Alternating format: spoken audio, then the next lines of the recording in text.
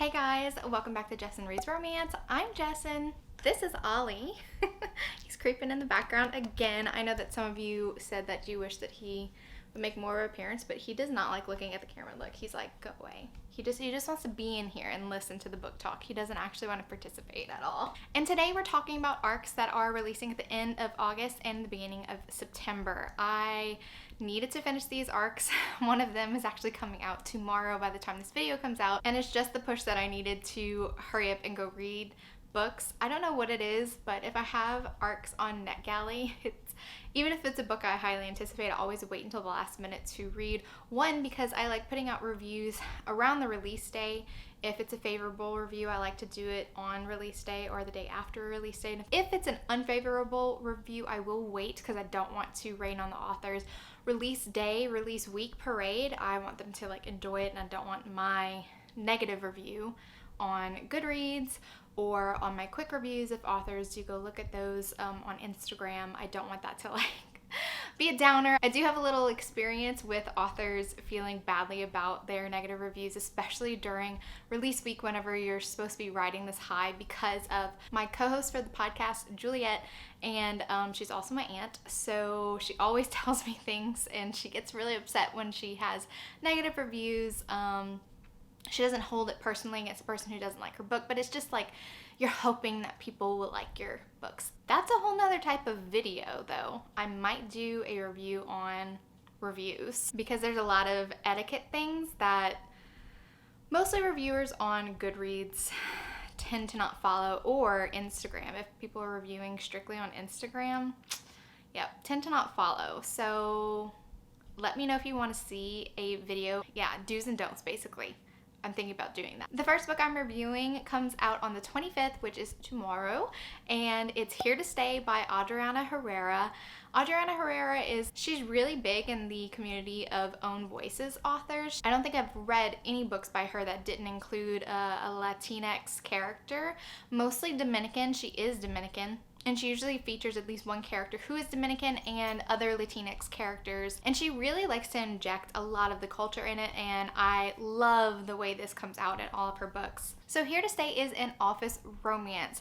Julia, our main character, has moved to Dallas, and when she moved to Dallas, her boyfriend broke up with her, and she decides to stay in Dallas anyway because she has this dream job of working for this fashion organization. She heads up the charity foundation in their department. There are 3 owners of the brand. One is a brother who wants to go public, and 2 are twin sisters who are really adamant about giving a ton of money to charity, which the brother is opposed to. He wants to cut excessive expenditures, and he thinks that the charity foundation is one of them. So Julia is fighting to make sure that her department doesn't get cut, and also she's trying to save her job because if the department gets cut, then some of the jobs are going to have to go. She wants to keep this job. She really loves the message that this foundation established by this fashion company has established. They donate money to help children who've been separated from their parents who are immigrants. Adriana Herrera is pretty much known for injecting a lot of social issues into her books, and I think she tackles them very well. So the problem runs in when the brother, one of the 3 owners of the fashion company, he hires a consulting agency to see where they can trim the fat of the company because he wants to go public and he wants to make as much money as possible. So our hero Rocco comes in, and he is almost a cinnamon roll character. I really enjoyed him a lot. His job is to be as objective as possible and really focus on what is necessary and what's not. And sometimes he has to kind of put away his moral qualms about, oh yes, I'm going to cut funds. If I give a report that says that this charity foundation is, bleeding the company and we should cut funds from it, he's also depriving the people which the charity set up for of help. So it is a dilemma, but he also has a personal stake in the matter. He wants to advance in his career, and he's really has to toe the line on what the bosses want and what is right. And Julia's character is amazing, but I really have to talk about her family. Adriana Herrera does this well all the time. At least one of her main characters have this strong family bond with their parents, cousins, and large extended family. And I really enjoyed it. I loved all the phone calls between her mother. I love all of the food and the richness from that Puerto Rican and Dominican culture were injected into this book. It just makes me really happy to read about all the family dynamics, and it's so real. It's so real, and I love the way that she writes this. I did give this book 3.5 stars. One of the reasons which held me back from enjoying this book fully and giving it a higher rating was that it was a slow burn, but coupled with the fact that our first meeting with the hero and the heroine, they're already in lust with each other. I also have to note that the first chapter where we're kind of dumped in, I was expecting from the synopsis that we would see a little bit of her break up with her boyfriend, and then this newcomer, this consultant Rocco, coming into this company and messing with her life further and being harried. It was just, this is why I don't like to read synopsis, because I'm like, oh yeah, that's how I can't help it. It's the way my brain works. And so I start thinking about what's going to happen, and oh, this sounds like an amazing story. So when the book starts off 6 months after her breakup, all of that drama has already happened, and she's already met Rocco. They know each other, they've conversed with each other, and he thinks she's hot, and she thinks he's hot. She's always berating herself, don't think he's hot, he's the enemy, you know, he's here for my job. So it's really hard to invest in these characters as having any deeper emotions for each other, because from the very beginning, they are lusting after each other so hard. So is there chemistry? Is this only physical attraction? We're hammered over the head with the physical attraction, but I wanted something deeper. It's kind of distracting as a reader when the main characters already find each other attractive before I even know who these characters are. I need to establish a relationship with Juliette first. I need to establish a relationship with Rocco first, and then I'll care that they care about someone else. Does that make sense? So, instant physical attraction in the beginning plus a slow burn kind of makes the pacing a little bit drawn out. It felt like it was taking them forever to get on the same page. They had some communication issues, which understandably happen a lot in romance. I did get a little frustrated with these characters and be like, just sit down and talk. Just be open. Just sit down and have a conversation. Stop talking over each other and just listen. I wanted them to just listen to each other. So overall, a really enjoyable book, and you should check that out. It comes out tomorrow. The next book I have on my list is A Rogue of One's Own. Now, this is the second book in A League of Extraordinary Women by Evie Dunmore. Our main character, Lady Lucinda, is actually the leader of the suffragette movement that you do see in book 1. So we enter with a bit of a flashback. There's not a lot of flashbacks in this book, but it starts off whenever she was very young. She was 13 years old, and she overhears a conversation between her parents, and her mother's complaining about her father's infidelity and pretty much flaunting his mistress, and there's no consequences for men when they do take up a mistress, and they don't have to be faithful. She ends up by going riding. She's pretty upset, and our hero is actually visiting as a young boy at her family's estate. He and his mother are actually escaping their own hellhole. His father is abusive to both the mother and our hero, Tristan Ballantyne. And Tristan is 11 at this point. He is in like the field, and Lady Lucinda comes galloping up. He was in his own world. You can tell that he is a sensitive boy. He is reciting poetry. He's thinking about how his father wants to basically beat the weakness out of him, which like really tugged at my heartstrings. And this first scene really sets up the relationship between the characters, because Lady Lucinda spots Tristan and immediately is furious. Her emotions are pretty volatile, which is understandable. She's a child. She's upset about what's happening with her parents, but she ends up by slapping Tristan across the face, which I thought was completely unwarranted. I did not like this scene at all. He wasn't doing anything wrong. She was acting like he was spying on her, but she was the one galloping towards him. It just bothered me a lot. And this is one of the reasons why the pacing did not work for me. Obviously, the scene was there to establish that there is an enemies to lovers trope going on. She does not like Tristan. As kids, every summer he would go with his mom to Lady Lucinda's estate, and they would play pranks on each other. But on his part, it was almost a self-defense mechanism. He was so enamored of her, thinking of her as this fairy, this princess, this Valkyrie, riding on this horse, looking so powerful. And the first thing that she does is slap him across the face. And so it's kind of like meeting a celebrity that you're crushing over and they're like an asshole in person. And so it's almost like a self-defense mechanism, like, oh, if you don't like me, then I'm going to dip your hair in ink, which like really puts off Lucinda even like years later. So we catch up in present day. Lady Lucinda is a spinster. She's 28 and she does not want to get married because if she gets married, that means all of her money transfers to her husband and she values her independence. This is one of the reasons why she's leading the suffragette movement. She wants the vote. She wants equal rights for women. And she also has a special project dedicated to bringing attention to the mistreatment of wives by their husbands. I hate to call her an unlikable character because there are some unlikable heroines that I actually really like for their unlikableness, if that makes sense. I like heroines who are flawed. I like heroines who make mistakes, things that have me being like, why did you do this? But secretly like anticipating when it's all going to be made better. But Lady Lucinda and I just did not mesh well at all. She's really passionate about the suffragette cause and I really love that passion in book one, but it's kind of exhausting being in her point of view.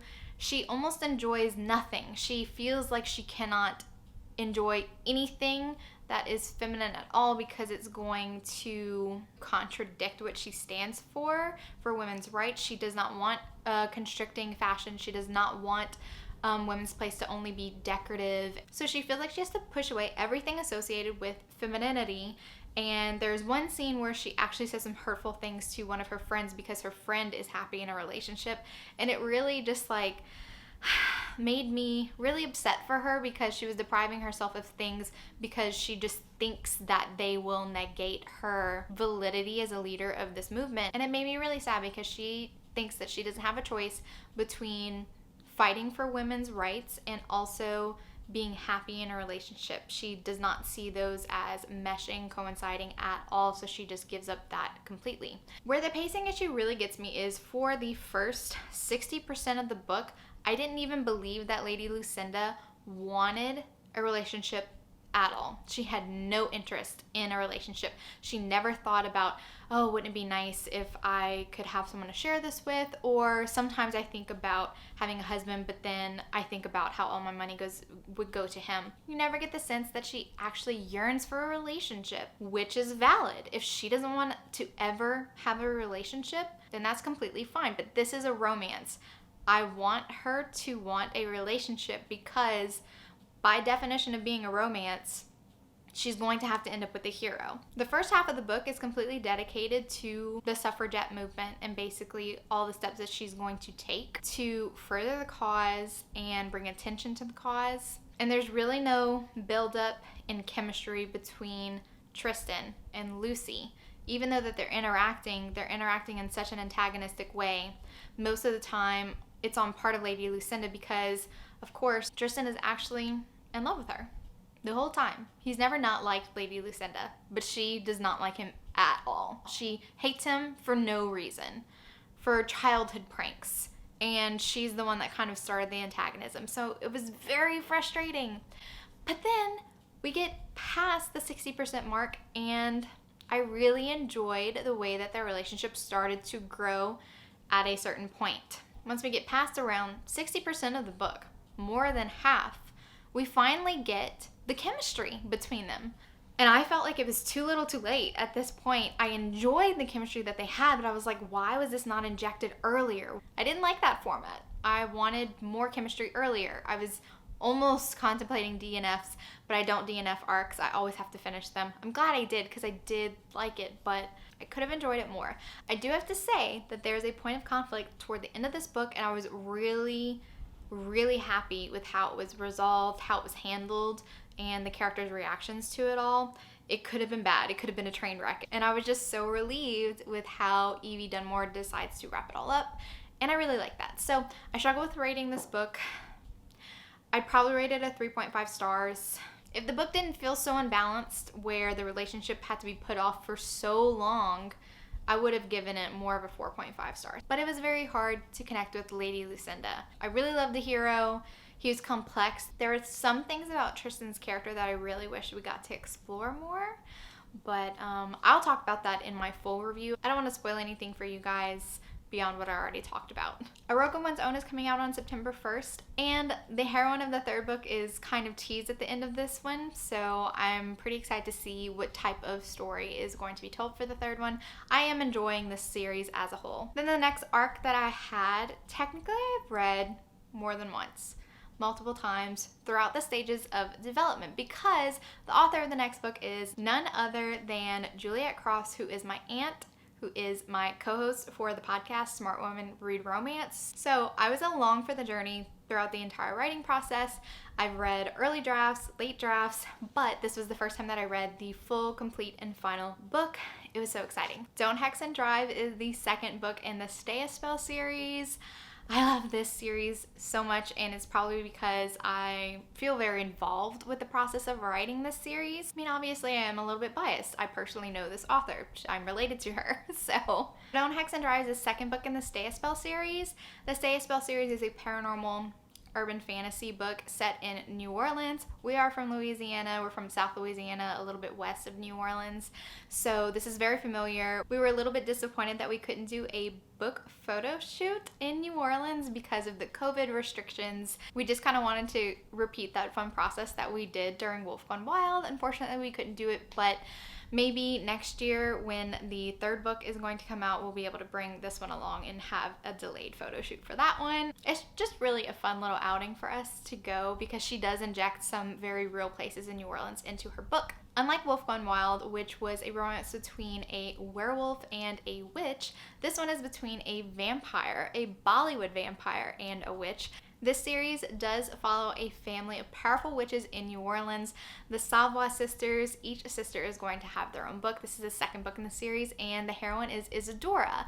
Isadora differs from Evie a lot. Evie is more of an extrovert. She's outgoing, she's bubbly, and loves comic books. She's an artist. But Isadora's powers differ. She's a conduit, which means that she transfers energy from living things. You may remember from the first book, she does prolong the life of Zombie Cat Z, which is Evie's pet.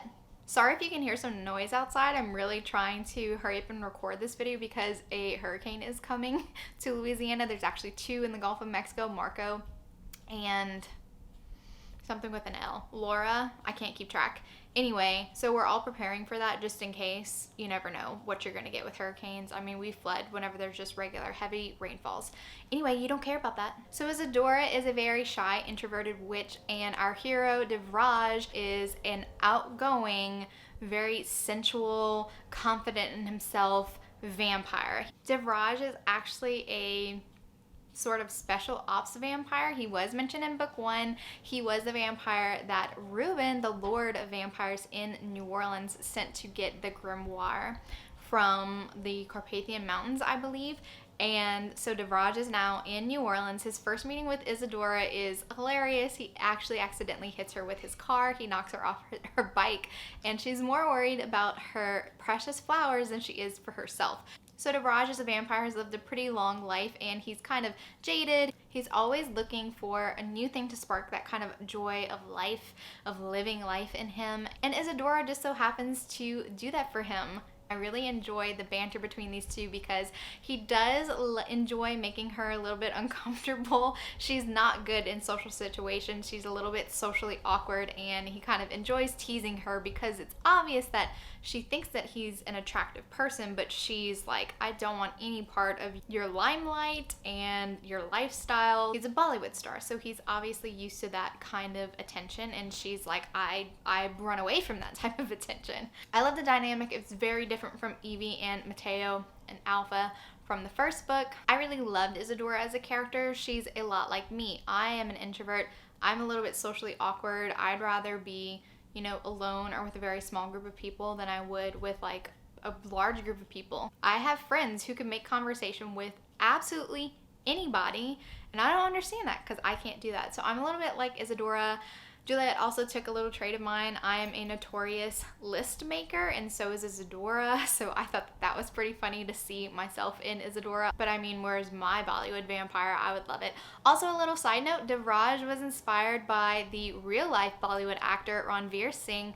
Oh, I love him so much. His vibe is just so sensual, and I just love him. I'm obsessed with him. obviously, and Juliette is too. There is a bit of a mystery happening in the background. Some women have been disappearing in New Orleans, and Devraj is going to investigate it while he is in New Orleans. Isadora has a role to play, and it is interesting seeing them work together. The next couple in the series is, I think is pretty obvious by the time we get to the end, and I'm so excited. It's going to be, yet again, very, very, very different from the first two books, which is another reason why I really love this series. Each sister is so different from one another. I just love these sisters. They hold a special place in my heart. The Savoy sisters, yeah, I enjoy them a lot, obviously. Don't Hex and Drive comes out September 8th. I can't wait for you guys to read this. That's all that I have for you guys today. I do have a couple more arcs that are coming out in September, so I will be reading those and reviewing those. I might even do a reading vlog instead, switch up the format. Let me know in the comments if there's any other book that you're anticipating during the month of September or just the rest of fall. I'd love to hear what you're looking forward to, and maybe I'll add it to my own TBR. Don't forget to like this video and subscribe to my channel. It's completely free, and you'll get notified on any other future videos that I have for you. Thank you so much for watching, and remember, life's better with a little HEA. Bye, guys.